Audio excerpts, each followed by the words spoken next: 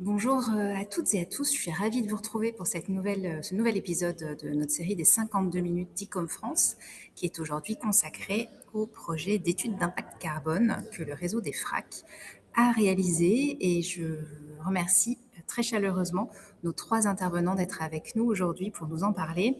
Laurence Périlla, consultante à Les Augures, Keren Deton, directrice du FRAC Grand Large Hauts-de-France, et Éric Mangion, directeur du FRAC Occitanie Montpellier. Merci à vous trois de venir partager ce projet avec nous.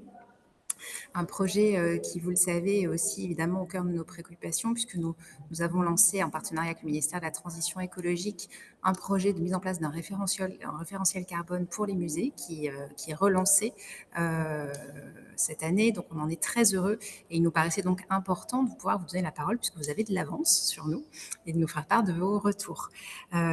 Laurence, vous allez parler méthodologie, résultats, enjeux et Keren et Eric, vous nous parlerez peut-être plus précisément des plans d'action et des axes prioritaires que vous avez dégagés et proposés pour chacun de vos établissements.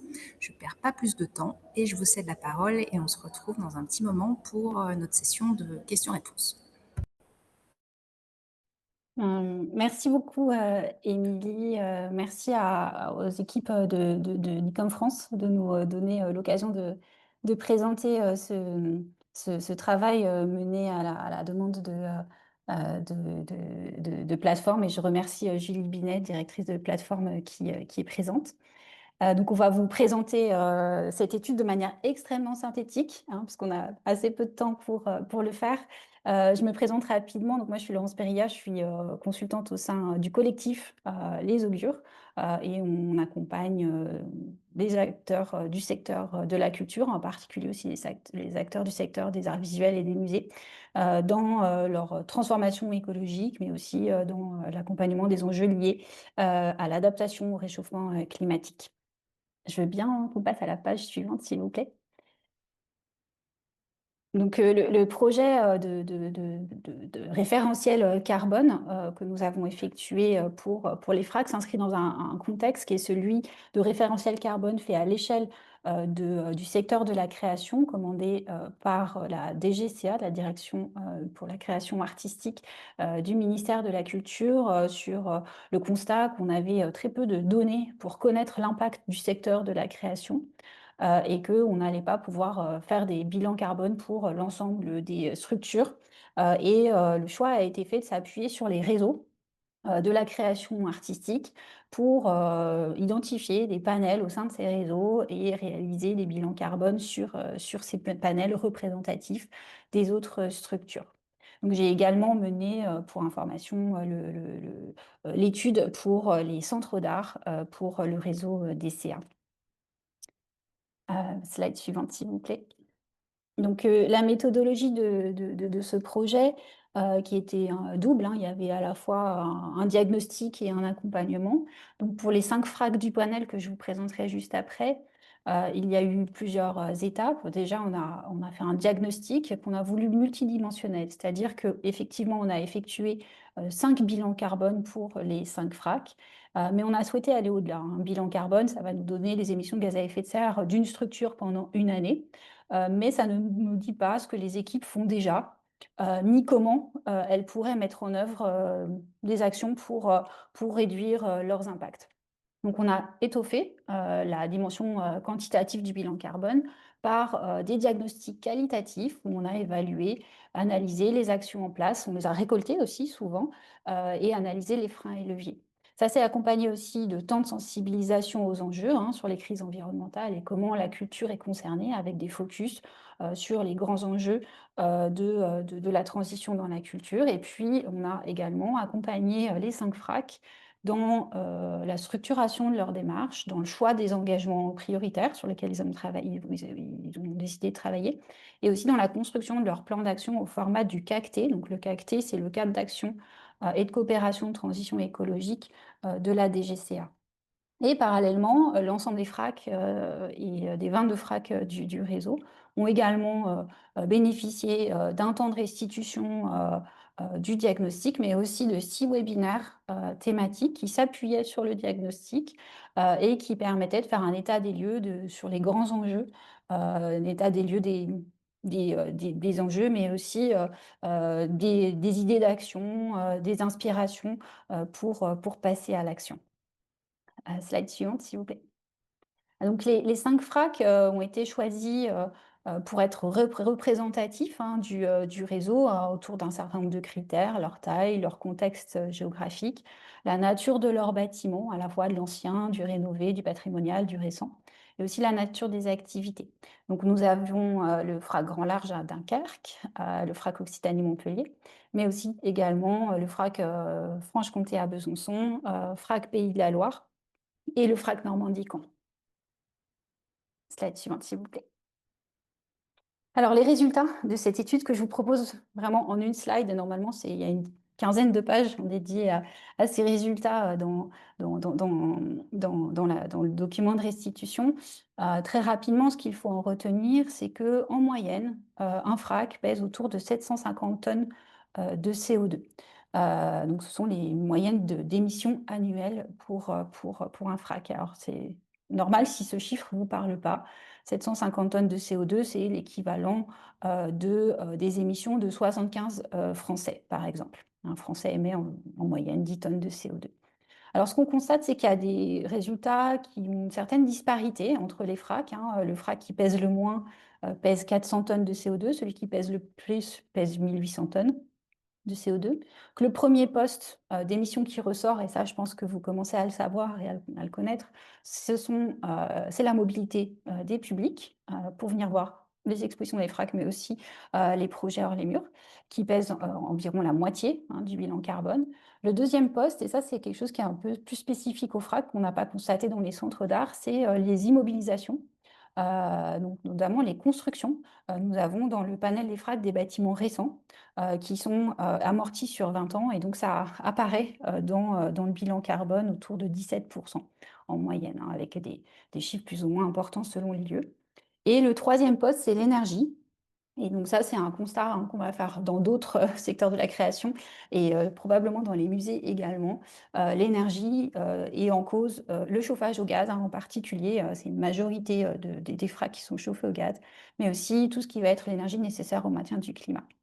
Et puis, intéressant de constater que les émissions liées au fonctionnement et celles liées aux expositions, enfin aux activités cœur, hein, exposition, gestion de la collection, sont relativement équilibrées, 41% pour le fonctionnement, 59% pour les expositions. Donc, vous voyez en bas, c'est pas nécessairement facile à lire, mais les répartitions moyennes pour les FRAC, et à droite, les différentes émissions relatives pour les 5 FRAC du panel. Slide suivante, s'il vous plaît. Alors, qu'est-ce qui fait varier le bilan carbone des FRAC? On a constaté dans l'étude, hein, en regardant aussi précisément les résultats, les chiffres, qu'on a 6 grands types de facteurs qui viennent faire varier les émissions d'un lieu à l'autre. On a d'abord des facteurs qui sont plutôt quantifiables, tels que la taille du FRAC, son budget, son équipe, sa superficie. En gros, plus le FRAC est grand, plus ses émissions sont importantes. Deuxième grand facteur, la fréquentation, hein, on a dit la fréquentation des publics, premier poste. Donc bien sûr le nombre de publics accueillis, mais bien sûr aussi l'origine géographique des pays, des visiteurs et des publics, hein, qui va être aussi très différent d'un FRAC à l'autre ou d'une saison à l'autre. On va avoir également les bâtiments, hein, la superficie. Plus le FRAC aura une grande superficie, plus ses impacts vont être importants. Les sources d'énergie, en particulier le facteur aggravant du chauffage au gaz. Les performances du bâtiment, mais encore la nécessité de maîtriser le climat dans les différents espaces, les habitudes de sobriété des équipes, ou encore la capacité de gestion directe du chauffage. Ce n'est pas toujours le cas dans certains lieux. Et enfin, on a aussi des facteurs plus socioculturels qui vont faire varier les bilans carbone, alors peut-être de manière moins spectaculaire que les premiers, mais bien sûr, le projet artistique va faire varier, hein, le nombre, la nature des expositions, l'origine géographique des artistes et des œuvres, les coproductions des projets, ou encore l'attractivité d'un projet, hein, qui va générer une fréquentation importante, par exemple. La situation géographique est intéressante aussi, hein, d'être la situation dans un contexte de centralité ou dans un environnement urbain, le fait d'avoir des dessertes de transport en commun ou encore, par exemple, des transports gratuits, ce qui est le cas, par exemple, pour deux des FRAC qu'on a étudiés. Les habitudes de mobilité des publics qui sont très différentes d'une ville à l'autre. On l'a constaté, Nantes, par exemple, avait une fréquentation des publics très différents dans leurs habitudes. Et puis, dernier facteur, plus difficile à mesurer, qu'on va mesurer en fait si on fait plusieurs bilans carbone année après année, c'est l'engagement des équipes. Plus une équipe est engagée, plus sa démarche est structurée, plus on va voir également les effets sur le bilan carbone qui va être appelé à se réduire. Pour résumer, hein, s'il y a deux choses à retenir sur ces grands facteurs, c'est que vraiment les deux principaux facteurs de corrélation, et là on va dire vraiment, c'est l'analyse mathématique des résultats, c'est que les deux grands facteurs, c'est le nombre de visiteurs annuels et la superficie des lieux. Slide suivante, s'il vous plaît. Donc, ce que je vous propose, on ne peut absolument pas, bien sûr, analyser tous les grands enjeux qu'on a étudiés, mais je vous propose de faire un zoom sur la mobilité des publics et un zoom aussi sur les questions de collection. Mais sachez qu'on a étudié la mobilité des équipes, les questions bâtimentaires et énergétiques, le numérique, la communication, l'alimentation, les enjeux de biodiversité, etc. Donc, mobilité des publics, vous l'avez compris, premier poste d'émission, mais avec des résultats quand même très variables, hein. Pour le FRAC qui émet le moins sur ce sujet, c'est 19%. Pour ceux qui émettent le plus, c'est 76%. Donc, il y a quand même une variabilité importante sur les résultats. Ce qu'on a constaté dans l'étude, c'est que les FRAC bénéficient d'une fréquentation qui est locale et régionale avec une distance parcourue par les visiteurs, aller-retour autour de 41 km. Donc on a des visiteurs qui sont en moyenne dans un rayon de 20 km autour du FRAC. Les choses intéressantes dans l'analyse, on est aussi allé analyser la fréquentation sur des hors-les-murs en Occitanie et on a constaté que le public qui venait dans les lieux de diffusion hors-les-murs chez les partenaires venait de 2 fois moins loin que le public qui venait dans le FRAC à Montpellier. Donc, intéressant de voir que voilà, la diffusion va générer une mobilité des publics moindre, en tout cas des distances parcourues plus faibles. Et puis, à noter, bien sûr, aussi le point important des publics touristiques, et ça, vous le ressentez probablement dans les musées, avec une intensité carbone plus importante sur les périodes d'été ou sur les hautes saisons, des publics qui viennent de plus loin, qui viennent en avion, qui viennent par des transports plus carbonés aussi, la voiture, etc. Donc l'enjeu sur le sujet de la mobilité des publics, c'est d'une part d'améliorer la connaissance de la mobilité des publics, faire des enquêtes, c'est vraiment important, et puis de sensibiliser, mobiliser les publics sur votre site, enfin, dans votre musée, mais aussi par la communication, par la mobilisation aussi du public de proximité. Slide suivante, s'il vous plaît. Et un zoom sur les enjeux de collection. Donc là, je fais un pas de côté par rapport au bilan carbone. C'est des enjeux qui apparaissent pas en tant que tels dans le bilan carbone. Donc là, je suis plus dans l'analyse, hein. Déjà, on fait le constat que la diffusion des collections, elle a un double bénéfice sociétal et environnemental, hein. La mission de diffusion, elle va rapprocher les œuvres des publics sur tout un territoire. Et ce qui est intéressant, c'est que ce sont les œuvres qui circulent. Et les publics ne circulent pas ou circulent moins, hein. Quand on fait une diffusion d'une œuvre dans une école, par exemple, les élèves sont venus à l'école, dans l'établissement scolaire, dans leur quotidien, et c'est l'œuvre seule qui s'est déplacée. Donc il y a un bénéfice à la fois écologique et social très fort. À noter quand même qu'il y a beaucoup de transports d'œuvres, ça vous le savez.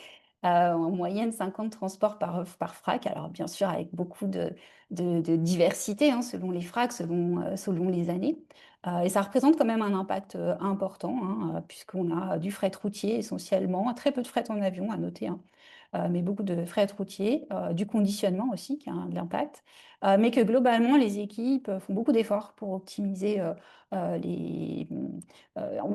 réduire les impacts sur ces sujets. Et puis, on a constaté aussi que dans les collections, il y a des œuvres qui sortent, mais aussi beaucoup d'œuvres qui ne sortent pas, et qu'on a constaté aussi une grande variation d'un FRAC à l'autre sur le taux de sortie des œuvres, puisque dans certains FRAC, c'est 5% des œuvres qui sortent, dans d'autres, c'est 30%. Donc l'enjeu autour de ce sujet de la diffusion de la collection, c'est aussi de réenraciner, hein, la programmation, notamment in situ, dans les collections. Et deuxième grand enjeu des collections, ce sont les réserves, qui sont vraiment à la croisée des tensions actuelles, hein. Comment assurer la conservation d'une collection qui est en perpétuelle croissance, avec la double contrainte, d'une part la sobriété énergétique, mais aussi de s'adapter au réchauffement climatique en cours, hein. Aujourd'hui, on est tous là pour en témoigner, mais surtout aussi à venir. On a constaté que on a des réserves qui sont climatisées sur site, hein, pour la plupart pour l'ensemble des FRAC avec un suivi régulier des climats, mais des consignes de conservation, qui pourraient encore être élargies, hein, dans certaines réserves, en fonction de la fragilité des matériaux bien sûr, en référence aux préconisations du, groupe BISO. Et puis à noter que pour 3 FRAC, on a un recours à un entrepôt complémentaire, hein, qui n'est pas climatisé. Alors bien sûr, c'est très favorable du point de vue énergétique et financier et écologique, puisqu'on a très peu d'impact, mais ça va poser des questions du point de vue de la conservation des œuvres sur le long terme, en particulier dans le contexte du réchauffement climatique. Les grands enjeux sur ces questions de réserve, hein, qui sont ressortis du diagnostic, dont on a parlé aussi avec les équipes des FRAC, ben, ça va être de questionner le cadre des politiques d'acquisition. Doit-on inscrire des critères écologiques dans les politiques d'acquisition, travailler sur les enjeux de volume, de transport, de matériaux, etc. Et puis bien sûr, de travailler sur ces enjeux combinés de consignes climatiques assouplies, de maîtrise et maintenance des installations techniques, notamment pour le renouvellement d'air, ou encore de travail en microclimat autour des œuvres. Enfin, en conclusion, je suis désolée, c'est très rapide. Je veux bien qu'on passe à la slide suivante, s'il vous plaît. C'est très rapide, mais pour vous dire que la transition des FRAC, mais c'est ce sera le cas pour la transition des musées, vous le savez déjà, c'est la combinaison de grands axes, de 3 grands axes en particulier. Le GIEC dit, il faut, éviter l'ingérable, hein, et ça c'est l'atténuation des impacts, mais aussi, gérer l'inévitable, et ça c'est la question de l'adaptation au réchauffement climatique. La culture, comme toute activité humaine, a des impacts et on doit les atténuer. Donc, travailler sur la réduction des gaz à effet de serre, des consommations d'énergie et de ressources, ou encore sur les déchets et les pollutions. Et ça va passer par tous les grands enjeux de la transition de la culture, les mobilités des publics, des professionnels, des artistes, l'éco-production des projets, travailler sur les sources et les consommations d'énergie, la gestion durable des collections, ou tout ce qui va être entretien, maintenance des équipements, achats responsables, etc. On pourrait bien sûr mettre aussi le numérique, l'alimentation, la communication, la médiation, etc. Et puis bien sûr s'adapter. Le secteur de la culture, le secteur des musées est vulnérable. Il doit se préparer aussi à ce monde qui change et il y a un enjeu à adapter nos bâtiments, en particulier aux périodes de surchauffe qui sont des moments très critiques. D'identifier aussi les risques climatiques à venir, hein, les grands aléas qui sont des aléas nationaux pour certains, comme la chaleur, mais très territoriaux aussi pour d'autres, hein, notamment tous les risques qui vont être liés aux inondations ou autres. Et puis, bien sûr, assurer la conservation des œuvres dans ce double contexte de sobriété et de réchauffement climatique. Et ben, quand voilà, on a un peu les deux facettes, en fait, de ce qu'est la transformation écologique. Et cette transformation-là, ben, elle vient travailler aussi sur les capacités de transformation du musée, du FRAC, de l'organisation. Et c'est des choses qu'on a analysées, hein, dans le diagnostic, justement, comment améliorer la structuration ou créer une structuration, un pilotage de cette démarche, un pilotage interne, collectif, comment créer de la coopération à toutes les échelles, l'échelle du musée, l'échelle territoriale, l'échelle nationale, internationale, et ce que fait l'ICOM est exemplaire sur ces enjeux de coopération. Comment aussi apporter des nouvelles compétences aux équipes par la formation, l'apprentissage de nouveaux métiers aussi d'une certaine manière. Et puis, quel est notre rôle aussi dans le monde à venir, et en particulier à travers les politiques de conservation et d'acquisition, ou les activités aussi de programmation artistique engagées aussi sur ces sujets-là, hein. Et ça, c'est un sujet majeur parce que si la culture a un impact sur l'environnement, elle a aussi un rôle extrêmement important à jouer dans les transformations à venir de la société, parce que la culture est un lieu qui génère de la connaissance, de la pensée, des nouveaux récits, et qui sont fondamentaux dans le changement de société à venir, et notamment vis-à-vis des publics de nos lieux. Et enfin, pour tous ces défis, les FRAC ont de nombreux atouts, et les musées aussi, hein, un enracinement qui est local, régional, des compétences très fortes au sein des équipes, hein, pour affronter ces défis. Et puis aussi la force de collection qui ont désormais 40 ans. Voilà, je vous remercie pour votre attention, et on se tiendra à disposition pour des questions après la présentation de Keren et Eric.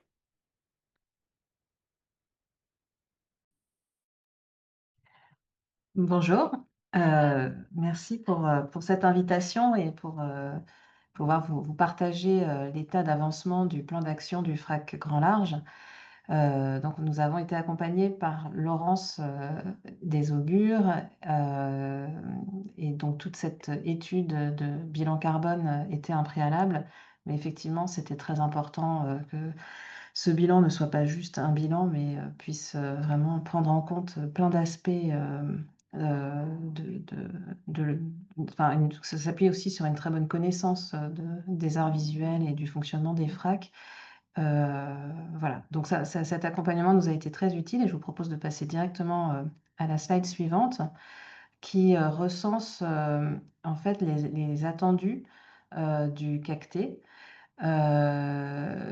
Avec, d'une part, la réduction des impacts environnementaux. Il y a 10 éléments, 10 sujets, qui sont proposés sur lesquels, il est demandé dans le cadre du label des FRAC, de pouvoir s'engager, sur 3 d'entre eux. Et donc, en nous appuyant sur le bilan, plus spécifique, qui a été fait au FRAC Grand Large, on a pu mieux analyser, ce qui était déjà fait, déjà mis en place et là où on avait aussi des leviers, d'action et donc collectivement, en équipe, on a identifié 3 sujets, de réduction, des impacts environnementaux. Le premier, c'est la mobilité durable des publics. Le second, c'est l'éco-conception des projets artistiques et le troisième, c'est la communication responsable. Dans l'engagement, CACT qui nous est demandé, les enjeux organisationnels et méthodologiques sont eux, un préalable, pour la mise en œuvre, hein et donc il est, nécessaire de pouvoir s'engager simultanément sur, la définition d'une stratégie assise sur des données objectives, de garantir la formation des équipes, d'élaborer une démarche collaborative, d'impliquer les parties prenantes et de travailler de manière, en coopération. Les autres leviers activables sont la programmation adaptée et engagée, les achats responsables et la mesure des données et l'évaluation des impacts. Et enfin, il est demandé aussi dans ce cadre-là que l'on puisse, travailler à identifier les risques et adapter nos activités. Voilà, donc ça, c'est vraiment le plan. Ensuite, oui, on peut passer à la suivante. Donc, j'ai voulu d'abord commencer par aborder ce sujet du pilotage de la transition. Donc au FRAC Grand Large, on a désigné une référente, développement durable. C'est une personne qui, s'assure d'une veille permanente et qui suit, des formations, sur ces thématiques, de transition et on est encore en train dans une phase, de cadrer un peu, de se rendre compte combien de temps ça va lui prendre, sur son poste. Voilà, on est encore en train de préciser tout ça et en parallèle, on a, défini un comité de pilotage qui garantit le suivi du plan d'action et un rythme de réunion tous les 2 mois. Voilà. Heu, pour, l'administration générale, on a décidé de revoir nos conventions pour rappeler nos valeurs et nos engagements.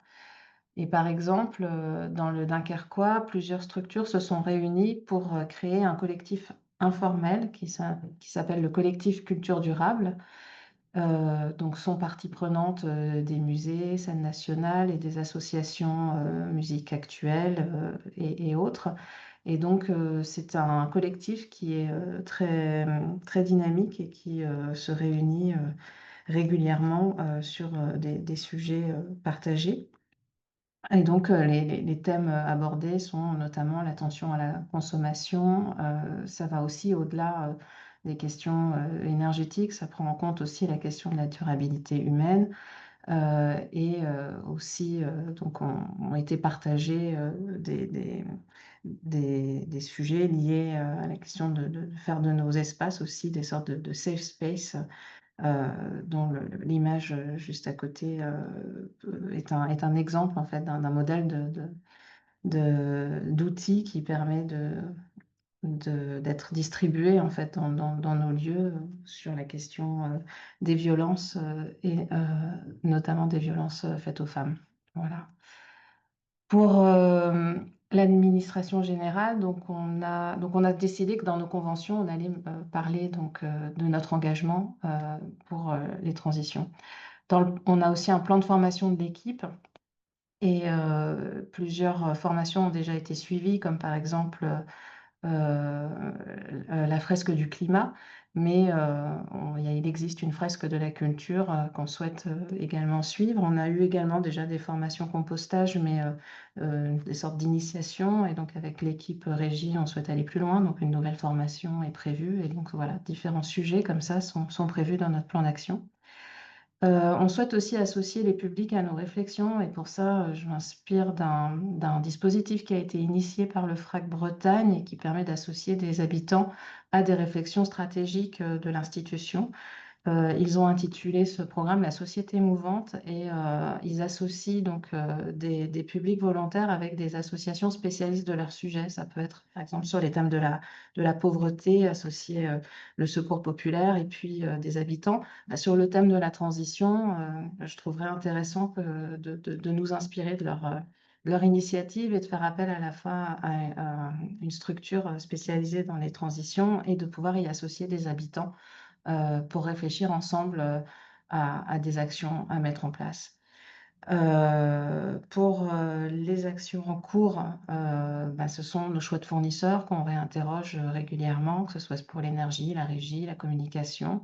Et notamment, on a évoqué la question de la banque, en fait, et de ses engagements, enfin, comment on choisit notre banque par rapport à leurs impacts. La diapositive suivante. Alors, on a donc 3 sujets. Sur la mobilité durable des publics, on a décidé de former un membre de l'équipe à l'écomobilité, de rendre plus autonomes les artistes et les partenaires. On a la chance à Dunkerque d'avoir les bus gratuits.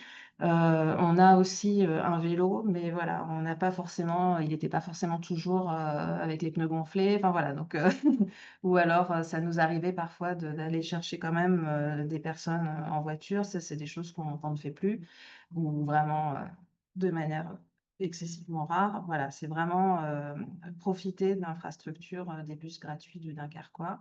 Développer la politique tarifaire incitative pour les personnes venant en transport en commun. Donc, on a très envie de faire une journée casquée et d'offrir la gratuité à tous les casques de Dunkerque.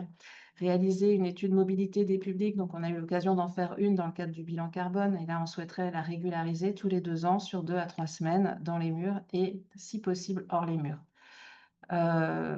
On souhaite développer la médiation mobile. L'été dernier, on a emprunté un vélo cargo pour tester des médiations hors les murs dans l'espace public. Et cette année, on a pu avoir notre propre vélo cargo customisé FRAC.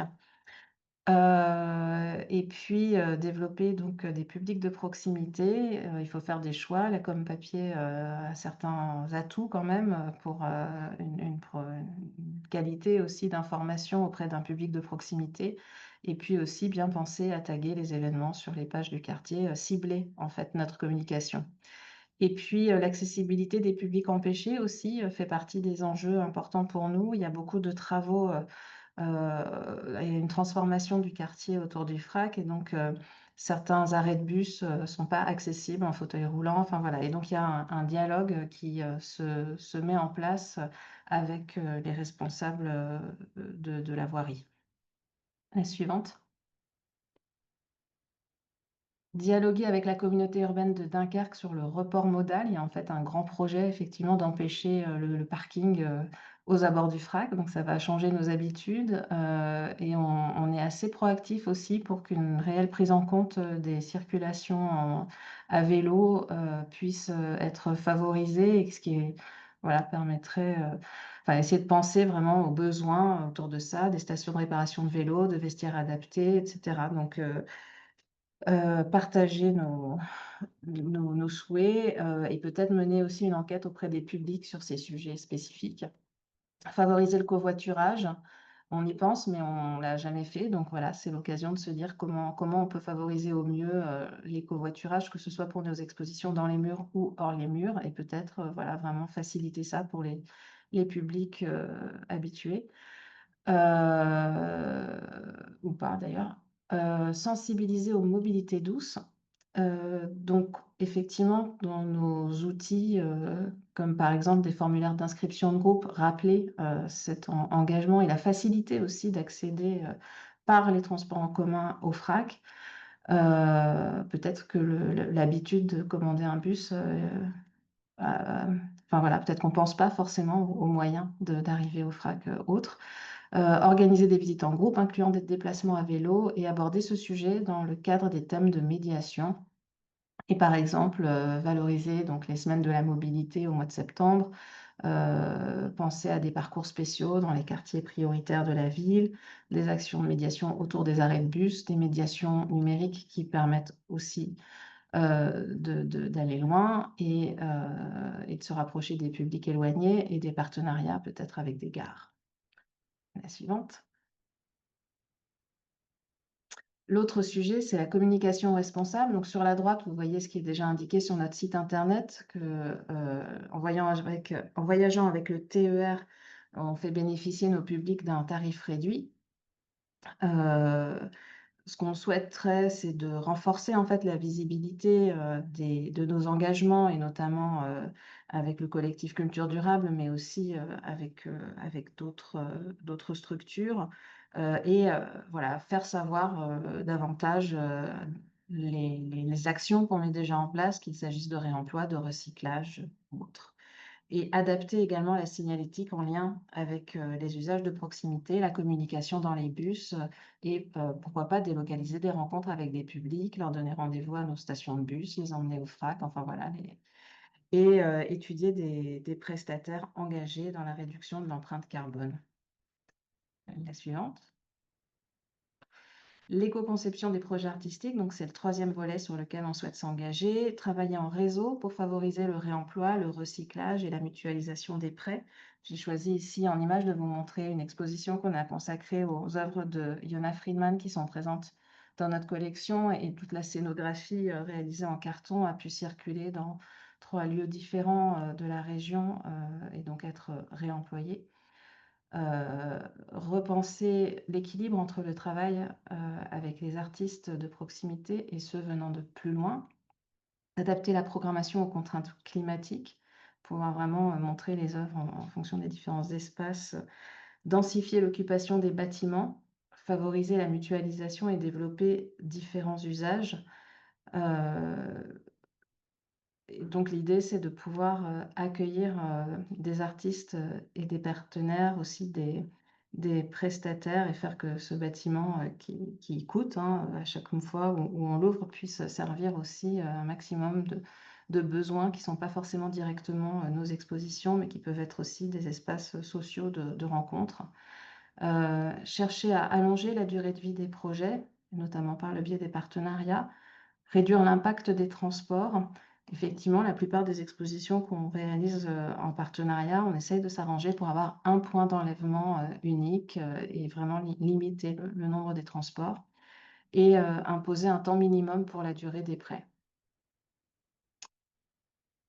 Et je ne sais pas s'il reste. Non, ça, ce sont donc de manière vraiment très concrète les 3 axes choisis, et donc les différentes manières de mise en œuvre de nos engagements.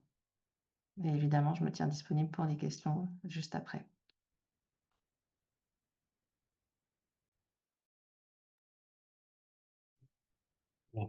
Pour le FRAC Occitanie-Montpellier, nous sommes sur le même schéma, c'est-à-dire qu'on a suivi de la diagnostic énergétique avec les augures et Laurence Perria. Nous avons établi aussi un plan d'action en 3 points, donc la mobilité durable des publics, une meilleure circulation des équipes et des artistes, et également l'approfondissement sur l'éco-conception des projets artistiques.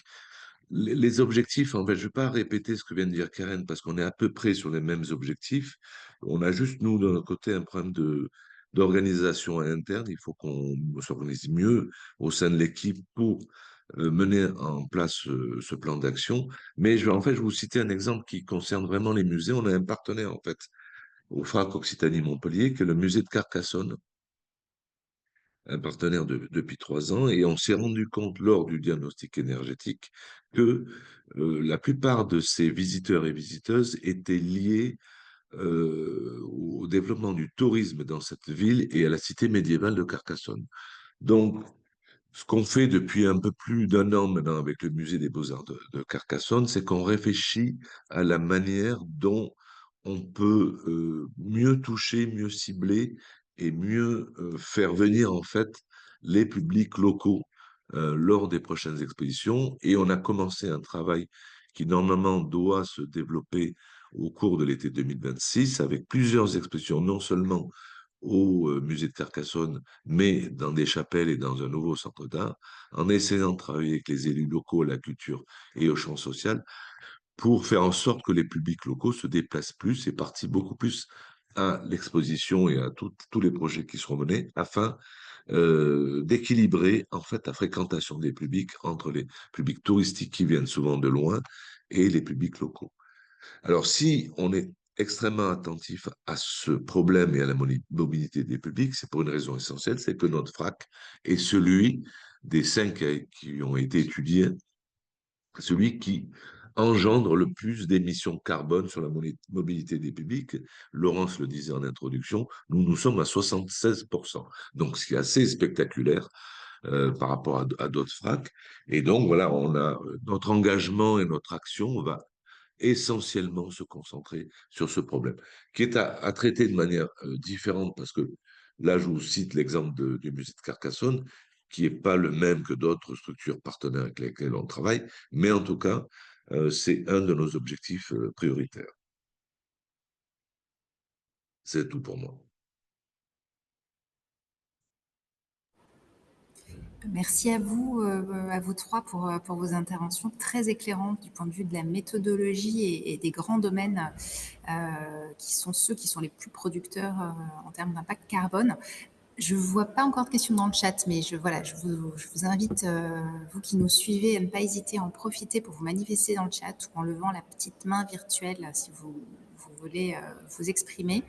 Moi, j'avais peut-être une première question, c'est dans les résultats qui ont été les vôtres au sein de chacun des établissements ou, Laurence, à votre niveau de manière un peu plus macro, est-ce qu'il y a des postes qui vous ont surpris, dont vous avez découvert l'importance ou au contraire que vous imaginiez être très impactants et finalement qui ne le sont pas tant que ça?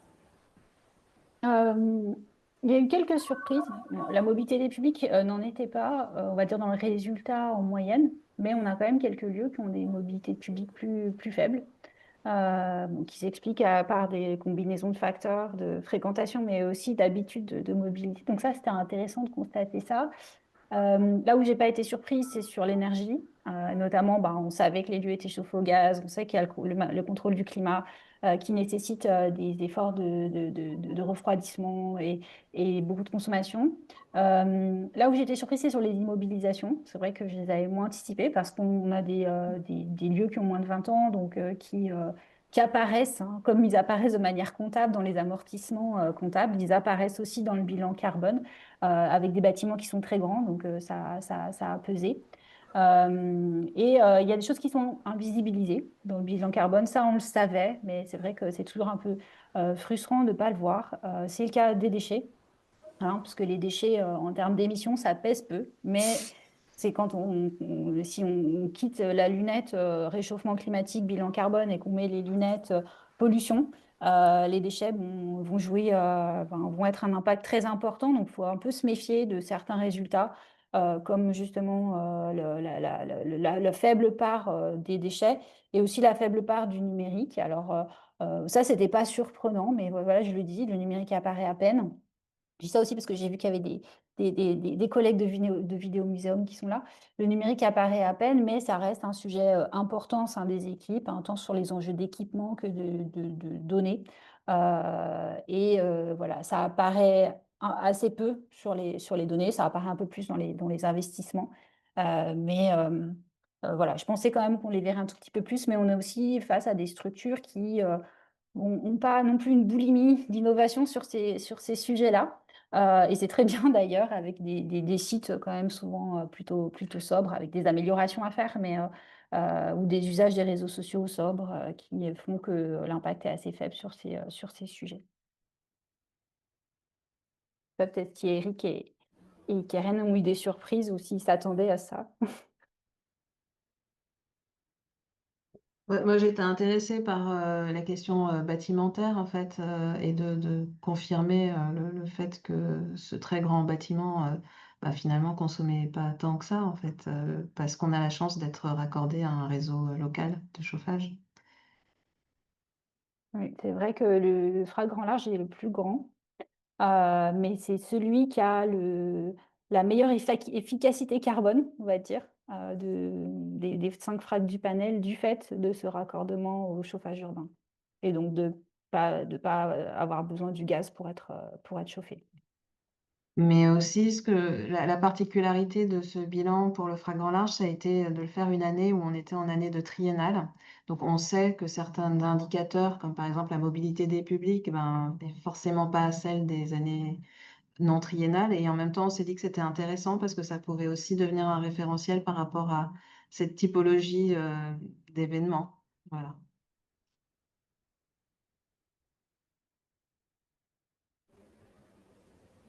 Et Eric, de votre côté, une surprise particulière où vous imaginiez à peu près ces grands postes d'impact? La surprise, c'est vraiment la mobilité des publics. J'étais, comme je le disais il y a quelques minutes, très marqué par le fait qu'effectivement, 76%, c'est quand même énorme. C'est-à-dire il nous reste 24% de marge pour le reste. Donc, bon, on va faire des efforts, évidemment, sur les 24%, hein.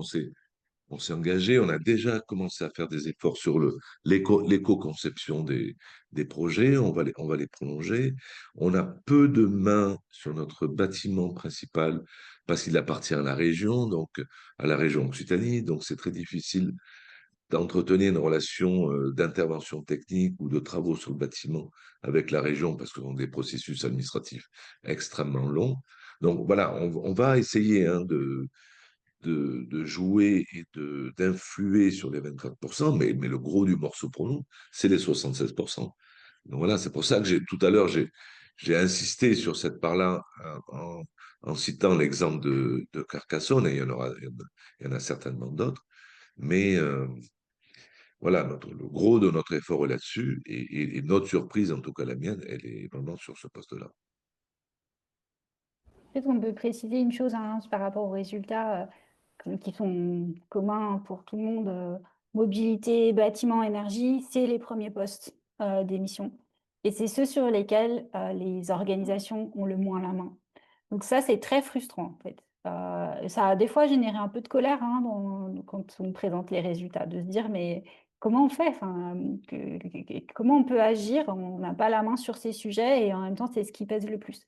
Et ce qui est intéressant, voilà, et les 2 FRAC qui témoignent aujourd'hui ont quand même choisi de travailler sur le sujet de la mobilité des publics, ne se sont pas découragés du tout et ont identifié qu'ils avaient plein de leviers, et Keren en a cité un certain nombre, et Eric aussi, plein de leviers sur lesquels agir. La question bâtimentaire, pour le coup, ça va beaucoup dépendre, c'est un peu au cas par cas, hein, des relations avec les propriétaires, des marges de manœuvre qu'on va avoir, des possibilités d'investissement. Mais il y a aussi des choses qui peuvent se faire à l'échelle d'une équipe qui peuvent commencer à être activables, alors qui ont bien sûr un impact beaucoup plus faible que de changer sa source de chauffage, par exemple, mais qui quand même permettent de mettre le pied à l'étrier sur les questions bâtimentaires et énergétiques. Merci Je crois beaucoup que ce pour qui vos est réponses. Pardon, allez-y Eric. Je crois que ce qui est important aussi, c'est de mobiliser enfin, Karen en a très bien parlé, mais de mobiliser les équipes qui peuvent apparaître parfois selon les chiffres et les données qui sont sortis, qui sont issus du diagnostic énergétique, parfois euh, sans réponse en fait, sans réponse concrète. Et le rôle, moi, que j'ai en tant que direction, c'est de dire, mais c'est pas grave, si on peut diminuer au fil du temps 5, 10, 15, 20% et peut-être plus dans quelques années, c'est très important. C'est-à-dire qu'il ne faut pas se démoraliser, se démobiliser, et chaque effort, même qui peut paraître insignifiant comme ça au regard de nos activités, est quand même important. Et c'est le cumul des efforts et des engagements qui fera un jour un résultat. Et je crois que cette motivation de la part des directions est quand même essentielle et capitale. Moi, je crois que vous avez raison de parler de cette politique des petits pas qui est souvent très importante. Et sur ce registre d'idées, j'avais une question aussi à vous poser justement sur la manière dont les équipes, vos équipes ont perçu ces résultats et s'il a fallu convaincre, accompagner, former, on l'a dit, c'est effectivement un enjeu important, Keren en a parlé, mais comment vos équipes au quotidien se sont appropriées ces résultats? Alors, moi, ce que je peux peut-être dire, d'une manière générale, très, très bien. Enfin, toute l'équipe était vraiment très engagée. Alors, il se trouve qu'en plus, le FRAC Grand Large est celui qui a eu l'étude la plus fine et approfondie. Enfin, voilà, il y a un FRAC qui a dû calculer et peser tous ces déchets, enfin, vraiment aller très loin dans l'étude. Mais très bien accompagnée par Laurence et donc il y a eu, voilà, une volonté vraiment très forte. Je pense que c'est pour ça qu'on a réussi à obtenir ces résultats. Maintenant sur l'engagement des équipes, les comités de pilotage, je l'ai pas cité tout à l'heure, mais en fait dans ce comité de pilotage, étant donné nos choix de travailler sur la mobilité, l'éco-conception et la communication, ce sont vraiment les responsables de ces pôles qui participent. Donc en plus de la direction, on a le responsable communication, le responsable des publics avec qui on réfléchit sur la mobilité et la personne en charge des expositions in situ qui voilà, a vraiment une vue très précise sur les enjeux et les leviers à activer, avec évidemment notre responsable référente développement durable. Nous, de notre côté, ça a été le diagnostic en tant que tel a été bon, passer une petite phase de scepticisme sur la notion d'enquête, etc. Mais après, ça a engendré quand même une certaine euphorie au sein de l'équipe, un dialogue, beaucoup de discussions plutôt constructives et sympathiques. Après, on a assez vite enchaîné sur le plan d'action. Le plus dur maintenant, c'est de mettre en place au sein de l'équipe un comité, comme on fera grand large, pour être réellement actif. Alors, c'est pas une faute de mauvaise volonté, c'est juste une question de temps et de surcharge de travail. Comme on est extrêmement actif sur le territoire et on essaie d'être le plus dynamique possible, on a du mal à trouver du temps. C'est pas une question de mauvaise volonté, c'est juste une question de temps. Et puis, il y a eu des changements au sein de l'équipe ces derniers mois, dernières années, donc il faut restructurer les choses. Mais là, une période de travail assez dense vient de se terminer. Et en plus, on vient d'être bénéficiaire d'un programme européen avec des nouveaux financements, avec des logiques de territoire. Donc, ça va nous permettre peut-être, j'espère, à la rentrée, de restructurer un peu les choses et de faire comme le fera Grand Large, de créer vraiment ce comité de pilotage qui nous manque de notre côté. Voilà. Et à partir de là, je pense que ça ira beaucoup mieux et beaucoup plus vite. Merci beaucoup, parce que c'est vrai que la dimension accompagnement, conduite du changement de ce genre de projet, elle est évidemment tout à fait fondamentale. Laurence, il y a une question pour vous. Je vais vous laisser y répondre. Develyne Baron, travaillez-vous avec des musées? Oui, avec grand plaisir. Alors jusque-là, beaucoup plus pour les centres d'art. J'ai accompagné des musées, mais sur des segments aujourd'hui. Segment formation, segment accompagnement à l'éco-conception, éco-production. Moins sur des accompagnements globaux. Ça a été beaucoup plus le cas dans les centres d'art ou dans le spectacle vivant. Les musées ont plus de mal peut-être à dégager aussi des financements pour faire des accompagnements. Et puis dans le cadre du référentiel carbone de l'ICOM, mené par le cabinet Axio, j'aurai un rôle en tant que sous-traitante, notamment pour accompagner toute l'écriture du plan d'action, en tout cas pour générer un plan d'action type avec des grands axes pour les musées. Un plan d'action où j'espère qu'on ira au-delà des enjeux de décarbonation et donc on pourra aller traiter aussi plus largement des enjeux, des différents impacts environnementaux des musées, mais aussi les enjeux d'adaptation au réchauffement climatique. Merci beaucoup, Laurence. Effectivement, et pour revenir sur la question-remarque de Béatrice Roche, qui avait été écrite il y a quelques minutes aussi, effectivement, j'en ai parlé très rapidement au début de cette session. Minicom France, en partenariat avec le ministère de la Culture et la mission à la transition écologique, conduit un projet collaboratif avec 15 musées volontaires qui vont réaliser une une étude d'impact carbone et dérouler de là un plan d'action avec l'idée qu'on puisse fournir à l'issue de cette étude un outil d'auto-évaluation à l'ensemble de vous, les membres d'ICOM France et même au-delà, un outil gratuit qui sera accessible sur notre site où vous pourrez vous auto-évaluer et vous situer dans une famille de musées qui pourra, donc cet outil pourra vous permettre, par voie de conséquence, de vous dire si je veux agir sur mon impact carbone, j'ai tel et tel et tel levier à actionner. Donc on se donne rendez-vous dans quelques mois, une fois que ce projet aura avancé, on vous tiendra au courant évidemment pour vous mettre à disposition tous ces outils, toute cette méthodologie et tout ce nouveau programme qu'on est en train de finaliser, dont on est en train de finaliser la mise en place. Voilà. Il nous reste 1 minute sur les 52 minutes, si on veut être tout à fait ponctuel. Je ne vois pas d'autres questions, donc n'hésitez pas à écrire ou à lever la main. N'ayez pas de remords en partant de cette session.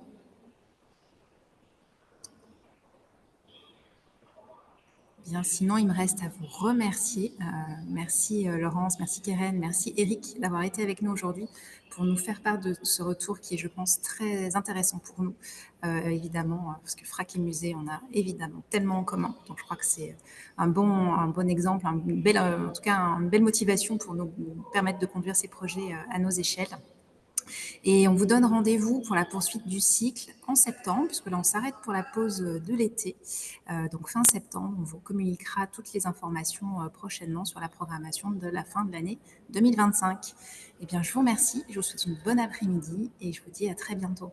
Au revoir. Au revoir, merci.